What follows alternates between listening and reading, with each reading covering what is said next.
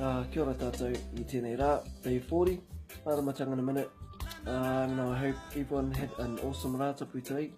My day's been pretty busy. I'm trying to keep a quiet voice in this video. We've got some peppies, trying to get some sleep, so don't want to wake them up. But this kōrero for this session, it aligns to what we talked about yesterday, and this is very important. This kōrero that we're talking about, which took place in January 25th, 1928. So this kōrero is about Rātana officially declaring the mahi of the Te Arepa complete.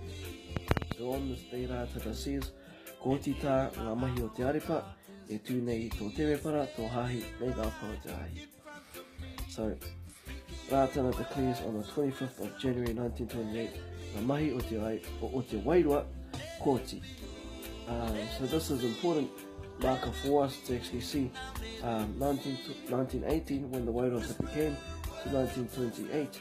We then see the completion of ngā mahi o te wairua, and following the 25th of January hui, Rātana takes several steps to transition into ngā mahi o te ture tangata. Kia ora tātou.